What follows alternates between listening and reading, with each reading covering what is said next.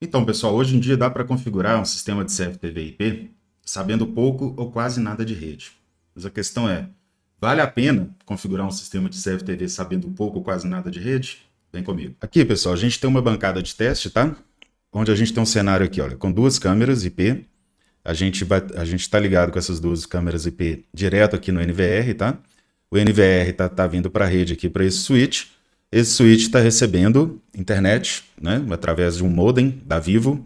Então é um cenário que a maioria de nós encontra por aí no mercado, tá bom? Então simplesmente você liga as câmeras na traseira do DVR, liga o DVR no switch, o switch no modem, tudo em DHCP. O NVR vai buscar as configurações de IP do modem, as câmeras vão buscar as configurações de IP do NVR e vai tudo funcionar praticamente plug and play. Isso, por um lado, é interessante, né? Porque deixa a tecnologia um pouco mais acessível, mas, por outro lado, traz riscos para a segurança e principalmente para o mercado, que acaba atraindo um monte de aventureiro que vai conseguir colocar funcionando, mas nunca mais vai saber como dar uma manutenção. E aí, pessoal, uma coisa é colocar funcionando, a outra é entender o que está fazendo. Eu falo assim, instalar um sistema de CFTV/IP sem saber o que está fazendo é quase como a gente dirigir sem saber como o carro funciona. Enquanto está andando, tudo bem, mas se o carro parar de funcionar, você não sabe nem se é problema de combustível, nem se é um pneu que furou, né? Não precisa ser um mecânico e saber da rebimboca da parafuseta, não, mas pelo menos o básico a gente precisa saber. E aí, quando uma câmera some ou o NVR não encontra um dispositivo, a maioria dos técnicos tem que chamar um outro profissional para resolver, normalmente um profissional de rede. E na grande maioria das vezes, o problema é simples. É como se o seu carro acabasse a gasolina e você tivesse que chamar um mecânico para encher o tanque para você. Então, deixa eu resumir um fundamento básico para você começar a entender um pouco mais sobre CFTV/IP. Aí, pessoal, em uma rede local, cada dispositivo precisa de um IP único para funcionar, tá? Então, aqui o roteador vai ter um IP dele, o NVR vai ter um IP, né? Um gateway de voz, uma antena de rádio, né? Câmera, modem da operadora, e todos têm que ser IPs diferentes, tá? Não podem ser IP iguais, porque se a gente tiver dois IPs na mesma rede iguais, a gente vai ter um conflito de IP, tá bom? Imagina que o endereço IP seja ali o endereço da sua casa, tá bom? Na rua. Se você tem ali na sua rua duas casas com o mesmo endereço e você pedir um iFood, né? Você pedir uma pizza, a pizza, vamos supor que sua casa é essa aqui, a pizza pode ser entregue aqui para o seu vizinho e você ficar sem ela. Então, a questão do endereçamento IP é isso, tá? A gente precisa ter um IP em cada dispositivo para quê?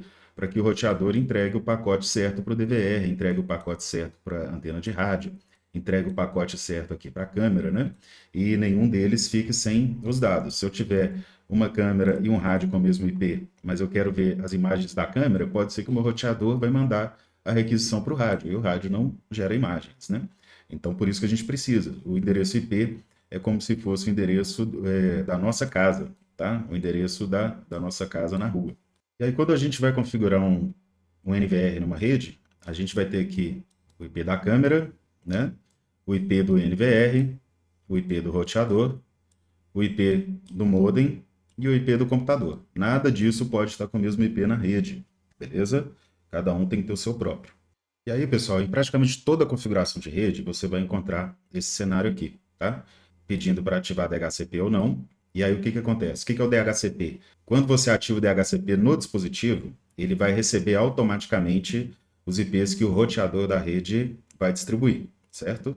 É como se você solicitasse o número da sua casa para a prefeitura, por exemplo, né? A prefeitura que você constrói sua casa e fala, me dá um número aí, prefeitura. Vai lá te dar um número e vai te dar um número sempre diferente da casa do vizinho, beleza? Se você construiu sua casa e não solicitou para a prefeitura, né, você mesmo coloca um número na sua casa, o vizinho coloca outro e não te avisa, pode ser que vocês coloquem o mesmo número, aí começa a dar problema. Então, para você colocar um número na sua casa, você tem que combinar com todos os outros vizinhos, que cada um vai ter um número diferente, beleza? E aí, por isso que quando a gente usa IP fixo, a gente tem que fazer uma tabela, né, uma lista para guardar os IPs de cada dispositivo. Tá? Em DHCP, você vai receber um IP do roteador. Então, a parte do IP aqui fica resolvida. Máscara de subrede, o que vem a ser isso, Bruno? Aqui vai indicar quantas casas vão caber na rua. tá? No caso aqui, como a gente tem um padrão, aqui entra um pouquinho mais complexo na parte de rede, eu vou só resumir. Esse padrão que a gente está habituado a trabalhar, né, no dia a dia, o 92681, ou 92682, o 92615, o 92680, né? É um padrão de classe C, tá? Então, ele vai estar sempre com essa configuração aqui, ó, 255, 255, 2550. O que significa? Cada posição dessa, a gente pode ter até 254 dispositivos, tá? Na rede. Então, se eu tenho aqui, ó, 0, quer dizer que eu posso ter 254 dispositivos aqui livres, tá? Eu tenho 200, posso completar aqui com até 254. Como aqui está 255, não cabe mais nenhum. Aqui também mais nenhum, mais nenhum. Então, nessa classe aqui, eu posso ter 254 dispositivos. Existem outras classes que vão estar assim, ó, por exemplo, 255, né? Aí 0, 0, 0, né? Aí nessas classes eu vou poder ter milhares de dispositivos, que eu vou ter 254 aqui, mais 254 aqui, mais 254 aqui, e um vezes o outro, né? Então eu vou ter aqui centenas de milhares, até milhões de dispositivos. Mas aí não é o caso do nosso dia a dia, tá? Então, o que você precisa entender? A máscara de subrede é a quantidade de IPs, de dispositivos que eu vou conseguir colocar naquela rede, tá? Ou seja, a quantidade de casas que vão caber naquela rua. Outra coisa que a gente tem aqui, ó, gateway, tá? O gateway é simples, tá, pessoal? O gateway é o seu roteador, tá bom? É ele que vai dar a saída para a internet. Então, ele vai ser ali o porteiro do prédio. Que quem quiser chegar da rua para entrar também tem que passar pelo gateway, né? Tem que passar pelo porteiro. Então, ele é um portal, ele vai ser o indicador ali de entrada e de saída, tá? E aqui a gente vai sempre colocar com o IP do seu roteador. DNS, cara, DNS para quem é das antigas aí, é o antigo catálogo telefônico, tá? Ele é um servidor de nomes de domínio, né? Então, por exemplo, se você quer acessar o site da UOL, você digita ali uol.com.br, né? Porém, o uol.com.br, ele, na verdade, se a gente puxar aqui, ó, ping uol.com.br, ele, na verdade, é esse endereço aqui, ó, 200 147 35 149, tá?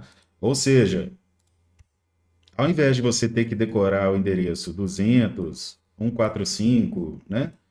35 189, já não lembro ali, você decora apenas o uol.com.br, que é muito mais fácil, né? E aí o seu provedor de internet tem uma base de endereçamentos IP, aonde quando eu quiser aqui ir para o UOL, quando eu digitar no meu navegador UOL, ele vai consultar a base de DNS, né, do seu provedor de internet, e o provedor de internet vai conectar você com o IP da UOL, que é 200, qualquer coisa, tá?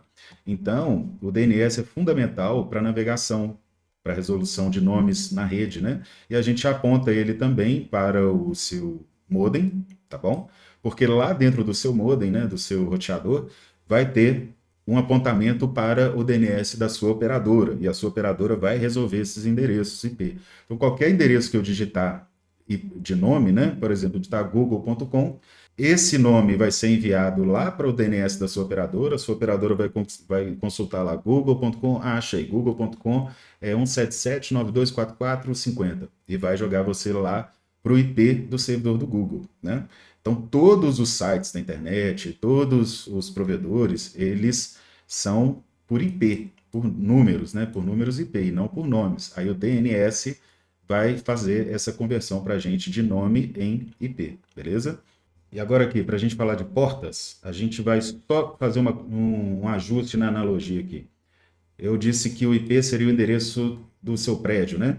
Sim, mas não esse IP local, tá? O endereço do seu prédio vai ser o seu IP público, ou aquele que a sua operadora te dá, né? Então, suponhamos que você tem um IP público ali, é 245.67.89, tá? Que a sua operadora te deu para você navegar na internet. Então, esse aqui vai ser o seu endereço do seu prédio. E da mesma forma que o endereço de IP local na sua rede local, o endereço IP público também, cada residência, né, cada modem que a operadora instala vai ter um IP público próprio. Beleza, Bruno, e o IP local? O IP local vai ser o endereço do apartamento do prédio.